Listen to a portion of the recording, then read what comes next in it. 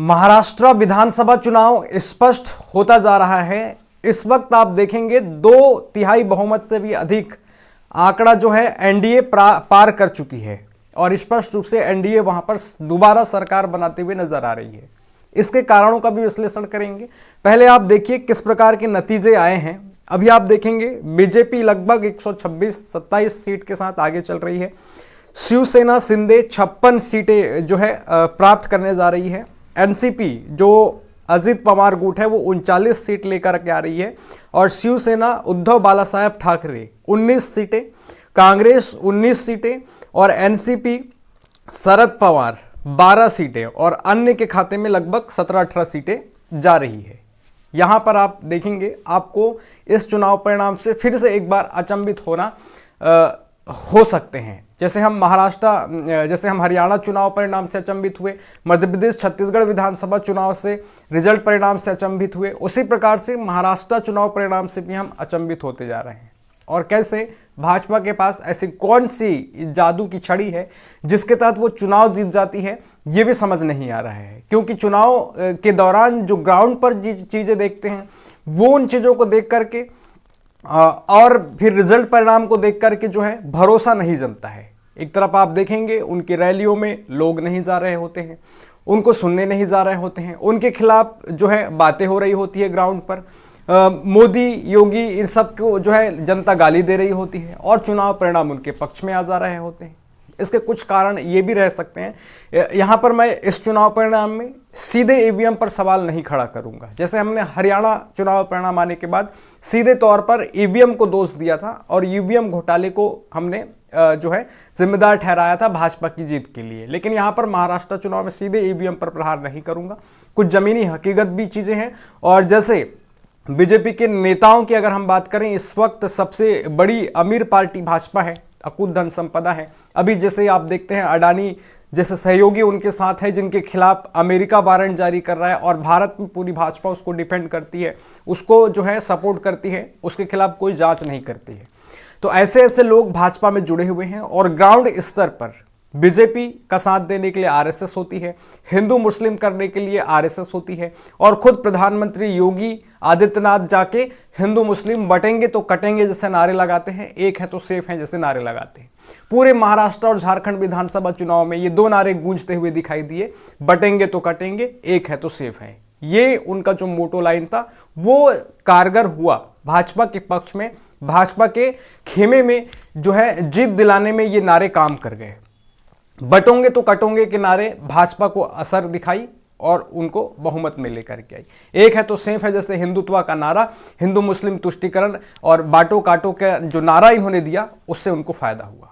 इससे आप इसी प्रकार से आप देखेंगे अकूत धन होने की वजह से भाजपा ने जमीनी स्तर पर जाकर के लोगों को पैसे बांटे। यहाँ तक कि मैं खुद कई विधानसभा क्षेत्रों में घूमा तो वहां पर देखा कि वोटिंग के एक दिन पहले किस प्रकार से प्रत्याशी पैसे बांट रहे थे। तो जिसके पास ज़्यादा पैसा था भाजपा के पास, उन्होंने भर भर के पैसे दिए जनता को, वोट खरीदे। एक ये स्पष्ट है। दूसरा आप देखेंगे इसी प्रकार से वहाँ पर लाडकी बहन योजना भी शुरू की गई। तो लाडकी बहन योजना से भी महिलाएं प्रभावित हुई और महिला वोटर सीधे तौर पर एनडीए के साथ जुड़ गई, भाजपा के साथ जुड़ गई, भाजपा के खेमे में चले गई।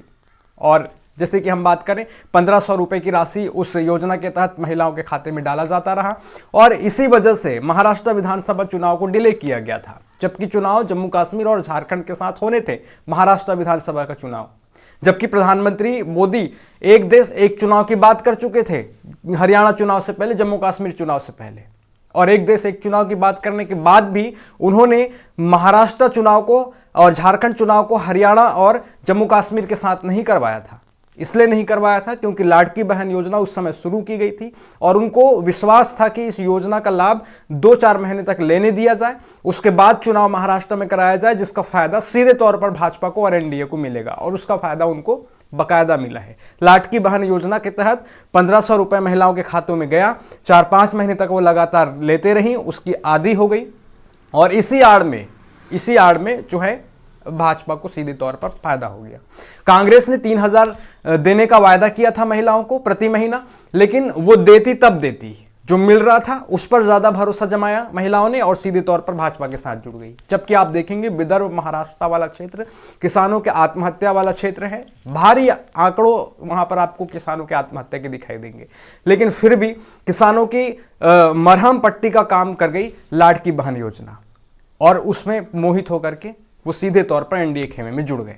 ये एक फैक्टर वहां पर दिखाई देता है और इसी प्रकार का खेल उन्होंने मध्य प्रदेश में भी खेला था लाडली बहन योजना लागू करके, और इसी प्रकार की अम्मा योजना जो है कुछ योजना इसी प्रकार का पैसा देने वाला झारखंड में चलता है, इसलिए वहां पर हेमंत सोरेन को उसका फायदा मिल रहा है और हेमंत सोरेन फिर से वहां पर सरकार बनाने जा रहे हैं झारखंड में।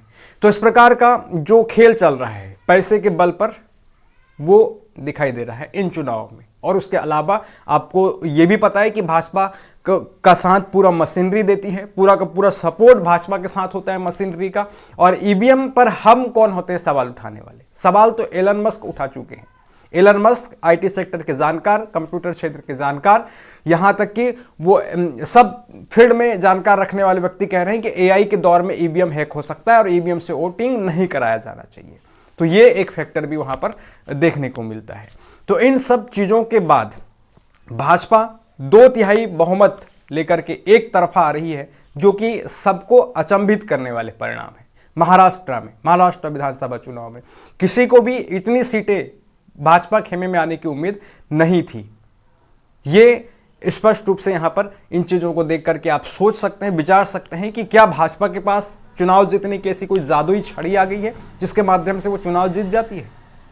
और आप देखेंगे ना तो वहां पर किसी प्रकार का लहर चल रहा है मोदी का, ना ही किसी प्रकार का लहर चल रहा है भाजपा का, और ना ही वहां पर एकनाथ का, और ना ही वहां पर अजित पवार का लहर चल रहा है। उसके बाद भी जो पार्टियां थी शिवसेना, जो पहले शिवसेना थी जो टूट के बाद अलग हुई शिंदे गुट की, वो 56 सीटें ला रही है और पुरानी शिवसेना 19 सीटें ला रही है केवल। और इसी प्रकार से एनसीपी में जाएंगे तो शरद पवार की एनसीपी केवल 12 सीट ला रही है और अजित पवार की एनसीपी 39 सीट ला रही है। जबकि अजित पवार के ऊपर कई घोटालों के आरोप भाजपा ने लगाए थे और बाद में उनको अपने खेमे में शामिल किया था और उनके खिलाफ भी जनता नाराज दिखाई दे रही थी। यानी कि भाजपा का नाम लेते ही वहां की जनता उद्वेलित हो जाती थी और कहती थी कि भ्रष्टाचारी पार्टी है, भ्रष्टाचारों को पनाह देने वाली पार्टी है। और इसी प्रकार से धारावी प्रोजेक्ट को लेकर के अडानी पर सवाल उठे थे, अडानी घेरे में आए थे और अडानी के ऊपर जिस प्रकार से अभी अमेरिका ने वारंट जारी किया है उसको लेकर के अमेरिका शेयर, अडानी के शेयर गिरे, उनको कई करोड़ों का नुकसान हुआ। और आज अडानी को एक खुशी महसूस हुई होगी भाजपा को वहां पर जीतते हुए देख करके, महाराष्ट्र में जीतते हुए देख करके, क्योंकि कई प्रोजेक्ट महाराष्ट्र में अडानी के चल रहे हैं और धारावी प्रोजेक्ट भी उसी के हाथ में है। तो एक खुशी उनको इस वक्त इस चुनाव से मिली है। ये सारी चीजें हैं और शाम तक पूरा चुनाव परिणाम स्पष्ट होगा। और इस प्रकार से जो चुनाव परिणाम आ रहे हैं लगातार देश में, वो अकल्पनीय है, अविश्वसनीय है कि किस प्रकार से भाजपा के खेमे वालों को एक उम्मीद से ज्यादा सीटें मिल जा रही हैं। हरियाणा में हमने नहीं सोचा था कि वहां पर भाजपा वापसी कर जाएगी, जबकि वहां पर चुनाव प्रचार के दौरान भाजपा के नेताओं को लठ डंडों से भगाया जा रहा था। वहां पर प्रधानमंत्री मोदी अपनी रैलियां नहीं कर रहे थे, बीच चुनाव में ही अपनी रैलियां छोड़कर के विदेश भाग गए थे। महाराष्ट्र में भी समय से पहले मोदी ने हथियार डाल दिया था, उसके बाद भी वोटिंग हो जाती है, चुनाव परिणाम आते हैं और भाजपा गठबंधन जीतती है या भाजपा जीत जाती है। सवाल हैं और सवाल उठते रहेंगे। दूसरे वीडियो के लिए आप बने रहिएगा। हरियाणा झारखंड विधानसभा चुनाव परिणाम पर हम बात करेंगे। नमस्कार।